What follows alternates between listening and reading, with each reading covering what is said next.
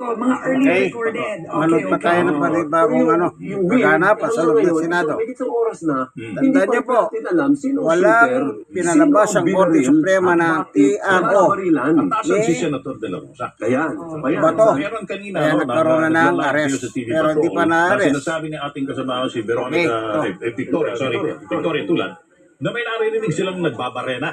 sa ilalim yon, sa ground floor yon. No? Pero ang sinasabi sa ibang ulat, yung tunog ng pagbarena na yon ay nandun daw sa may papunta ng Yes. basement parking. Tama ba? Yes. At doon mismo sa lugar na yon, maaring narinig din na nagmula yung sunod-sunod na putok. Tama. Hindi natin ngayon masabi kung yung kubang dalawang narinig na yon ay may kaugnayan sa isa't isa, yung pagbabarena at yung sunod-sunod na putok ng baril. Kasi hindi natin malaman, yung bang binabarena nila, yung bang pintuan para mabuksan, kaya ba nagkaroon ng putok ng baril dahil binaril yung pinto. Yun po ay speculation lang namin, hindi lang po ito kumpirmado, pero tinitingnan lang nga natin kung may kaugnayan nga po yung dalawa. Pero nawin natin, yung putukan, nung nagre-report sa amin Victoria, naabot yun second floor yun. Yung pagbabarena, nandun pa sina RD, ground yun. So hindi ko alam kung konektado ang sequence of events na yun, kung konektado sa isa. Kasi sabi nila, talaga may nagbabarena na doon kada gabi, dahil mo kami inaayos sa side ng GSI. So posibleng walang kaugnayan yung dalawang mga pangyayaring yun.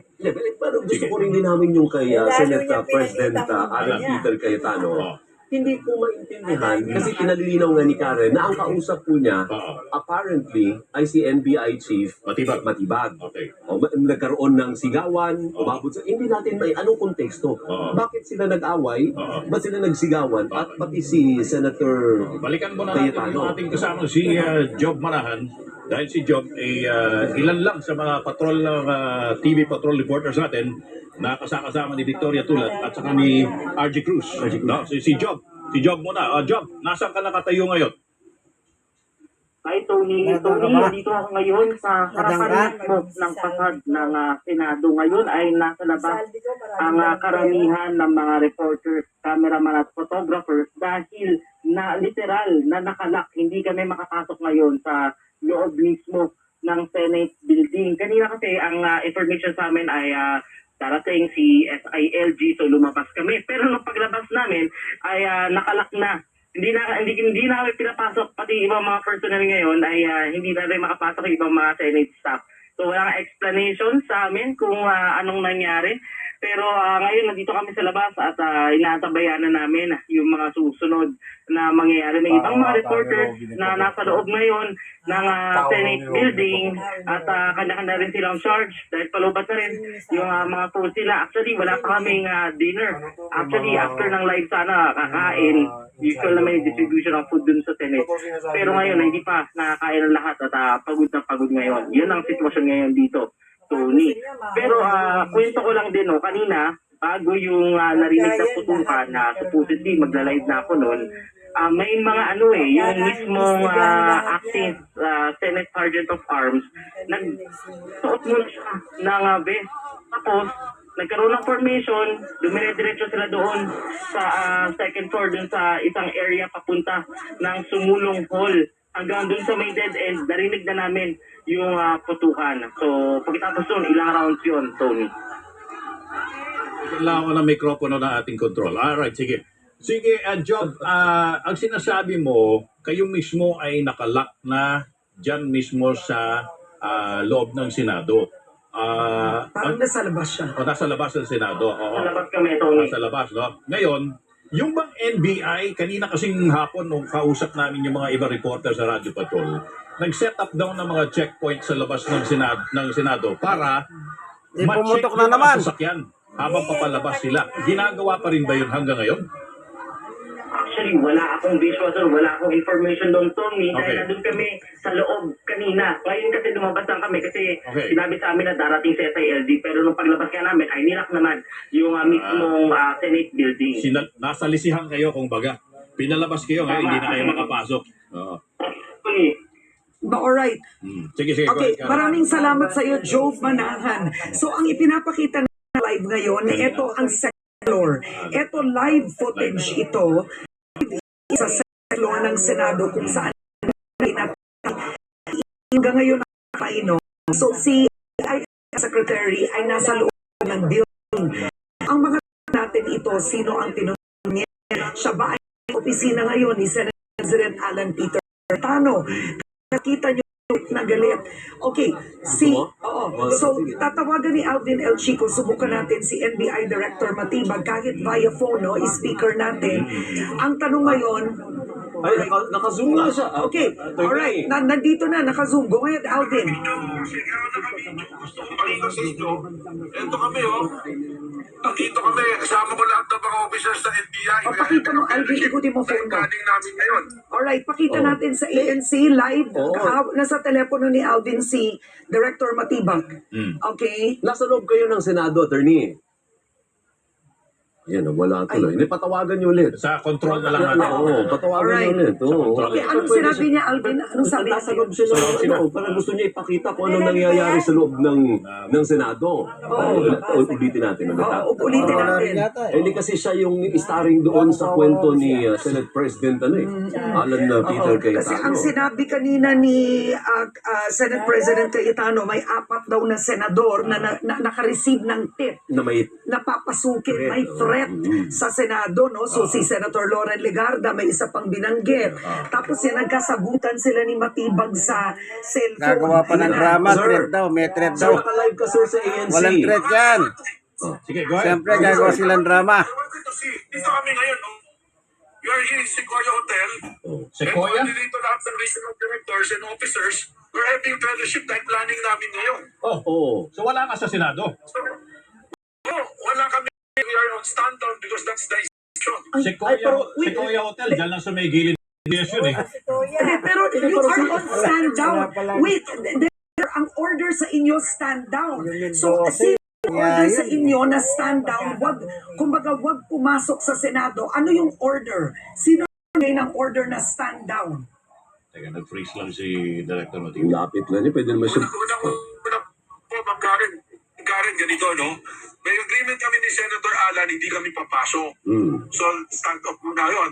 At the same time, hanggat wala pong order doon sa coordination po with all the agencies involved, hindi po kami mag-i-effect ng arrest. Kaya wala po kami ngayon doon. Ito, nakita nyo, ito yung stage. Ayan, may mga gitara pa. Ayan po yung mga officers namin, Teka. regional directors. Director, sorry si Tony Velasquez po ito. Sino po yung mga kasama ni Zian Ambrosio kanina? NBI yun, oo. Kanina, O taon nyo yun, di ba? kasama, kanina pa po yun, maaga yun.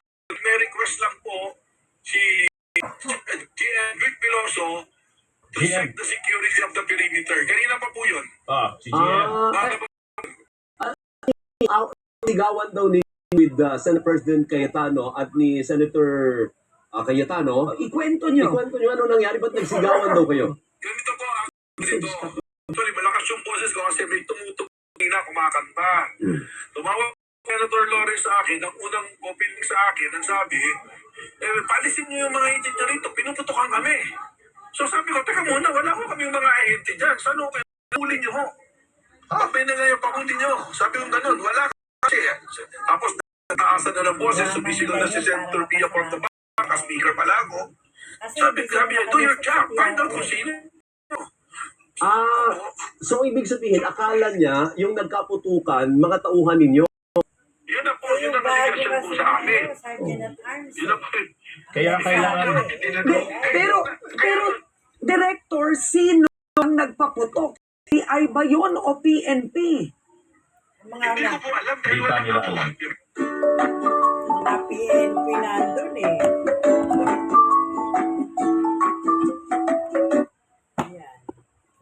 Ibag na salakayin o puntahan ang Senado President si Senator Bato de la Rosa. Wala. Wala po. Wala. So kailangan... If somebody na gumawa doon, hindi po NBI yun. Sabihin na may ganun po. We have to make that answerable. Kasi kailangan balikan din namin yung report namin, si Zian Ambrosio. Noong oras na report siya ng live sa TV, ang alam po namin, kasama po niya, mga ahente po ng NBI. Baka nagsabi lang. Well, yung po kaninang sinasabi, hindi po sa Senate yun. Sa based on the letter, the GM to check the perimeter. dahil nagkakagulo. Guys, not on the premises of Senate po. Sige, dahil Wala pa rin yung naupo. Walang Walang baril ang mga taga-NBI. Wala po, dahil hindi po kami talaga pupunta ron because that is the agreement and that is the order po. okay, sige. Alright, ang tanong ko lang, Director, wala ba kayong urgency na pumunta sa Senado ngayon? Kasi isipin nyo, may putukan na nangyari na eh. Hindi ba magpunta kayo doon? May We order. have been already been alleged na ano na kami na po yung pinagbibintangan na pag pumunta kami ron, baka naman maturo pa kami o kaya mga commotion na kami. So I have to protect my people naman po. Teka muna, parang weird din na aakusahan ka ng Senate President at ng kapatid ng Senate President na hindi mo naman ginawa. Parang weird. Siguro na tao po ang gumawa at nagkakaputukan doon. Ang mabigat po dyan, wala pa nga tayong investigasyon eh. May natuturo na. Yun na po nga yung tawag sa akin eh. Yun na po yung tawag sa akin. Baka muna tumawag sa akin. Sec Jen Dong Mingo. Sabi ko pare, wala kami dyan. Nandito kami. Kung gusto nyo pumunta kayo lahat dito sa hotel. Andito lahat ng opisyal. Sige, so, Hindi pa po kami. Nagsimula po yung planning namin alas 8. Hindi po alis dito. Umaraw po ako nandito sa hotel na to. alright. So, ang usapan, just to be clear, Director Matibag, wala mo nang kikilos pag-silvers warrant kay Senator sa ngayong Tama po kasi may coordination meeting pa po kami sa agency Okay. sa pamumuno ng DOJ. sige. Okay, sige. Ulit tanong na lang, Director Matibag. Bauli na. Nakita sa TV Patrol live video, merong mga sundalo doon, long firearms. Taga saan yun, sir? Hindi ko po kaya sagutin. Dapat po sila magpaliwanag doon. May maris. Nakikita ko po sa Facebook. May mga hindi nga sundalo, mga nakasibilyan, may mga sa loob ng Senado. Mga security ng mga ibang senador. So categorically, Attorney Bob, sinasabi mo, hindi masok Ang NBI. ng Senate premises sa tauhan ninyo. Wala kang utos na ganon at walang taga-NBI doon. Sa Senate premises. Wala po. Sa Senate. Categorically, wala po, Sir Alvin. Oh, Wala po, Sir sige. Tony, Sir Alvin at Sir Tumanggaran. Okay, Pagpupunta ng reporter, butan niyo kami. sige, maraming salamat ha, NBI Director Attorney Melvin Matibag. Katapihin tayo ni Director Okay, Matibag. I-explain natin kasi yung GSIS owns the Senate. Correct. So pag sinabi mo na nasa GSIS ka, Oo. pwedeng nasa Senado ka rin kasi part ng complex yun eh, di ba? Kaya nga, technically, ano yung palapag na GSIS ang may opisina, nandun daw sila. Yes. Dahil si GM Wick Veloso daw ang nag-request i-secure yung lugar. Pero alam nyo, ang dahilan na ang ibigay, may mga nakakasama dito. Unang-una ha, nagkaroon ng active shooting sa loob ng Senado. Mahigit sa 10 putok. May mga civilian sa loob ng Senado.